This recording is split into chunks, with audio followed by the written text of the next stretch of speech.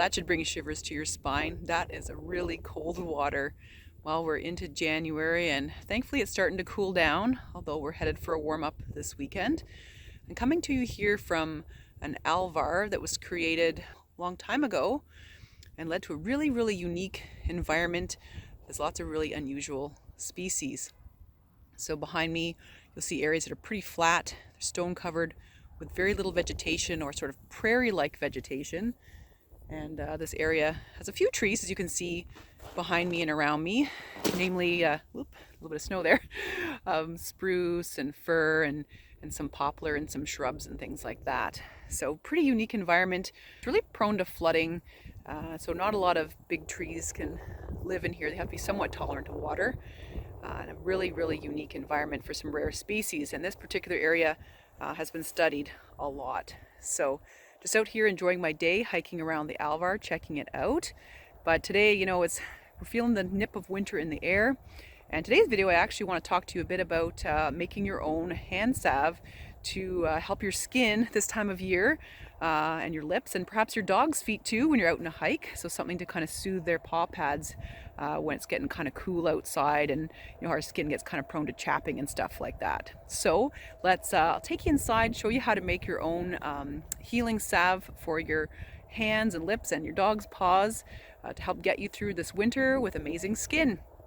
So I'm back here in the kitchen and I've got Grandma's double boiler going there to make the salve. And we've got our ingredients off to the left. They include pure olive oil, 100% virgin coconut oil, 100% shea butter, and a big chunk of beeswax. In the foreground there you can see a few containers that I have ready to put the salve into. Larger 2-ounce containers for the paw balm and the hand salve. And on the right there's smaller ones that are recycled tea leaf containers. I thought I'd use those to put some in there for lip balm. So let's get started. It looks like what we'll need for the recipe that I found online is 2 ounces of olive oil, 2 ounces of the coconut oil, 1 ounce of the shea butter, and 4 teaspoons of beeswax. And you can of course scale up or down this recipe in those proportions. Let's get started. All right, so I just grabbed this Pyrex pitcher, which I've used for other salve making. And I got this shot glass here to measure out the liquid. So this is a 2-ounce shot glass. I've just measured out the 2 ounces of olive oil. We'll put it in there. Just going to make a small batch to start. And now let's do the 2 ounces of the coconut oil. Now the coconut oil that we'll put in next, it's pretty firm. As you can see, it's kind of chunky. So I'm just going to break it up a little bit, and then I'll just put it in the little shot glass here. Of course, I could heat this up and just measure it out as liquid, but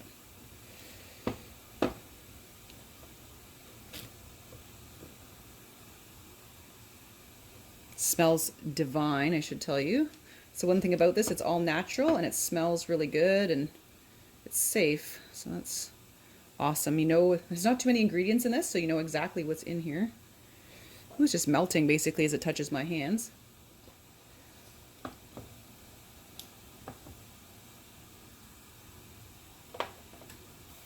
Coconut oil is supposedly very healthy for you, full of medium chain triglycerides and the whatnot. Seems to be a cure-all for everything these days. Alright, that looks pretty good. Let's put a bit more in there. Awesome. That out of the way. Pop this in our little Pyrex here.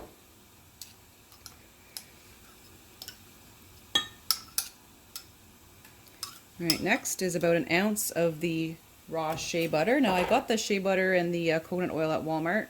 I'm sure you could pick it up at health food stores as well. So this one we need about 1 ounce. We don't need as much, but half as much as the other items there. About 1 ounce in there. Put this in our little measuring cup. Perfect. And now about I don't know, we'll kind of guess here. It's about 4 teaspoons of this. Now some people buy it in the little tiny pellets and that makes it really easy to determine how much to use. I'm just going to kind of ballpark it here. Alright, we're all ready. Let's stick that into the top of the double boiler and get that melting. Alrighty, so we've got some boiling water in the bottom of the double boiler. And we'll put in our oils here. Just until they're melted, of course. You don't want to scald them or anything. There we go. It's going to take no time to melt. So you want to really keep a close eye on it. You don't want to walk away from this. The double boiler just sort of heats it slowly and gently so that you don't end up with oil smoking and stuff like that. In the meantime, while you're waiting for that to melt, make sure you take your lids off of whatever containers you'd like to use, because once things are melted, you're going to want to pour this quickly. There it is, all done, a gorgeous yellow color. The beeswax, of course, took the longest to melt out of all of them. Now I'm going to carefully decant them into the little containers. I'll probably pour them into the Pyrex first, just because I want to make sure I don't spill things everywhere. It can be quite messy. All right, let's work quickly because it's cooling down. I'll put some in my little lip balm or my little smaller containers to put in a purse. And then some bigger ones. There we go, right on. So it's 2 2-ounce containers and 2 of the smaller ones. That's what I got out of this batch.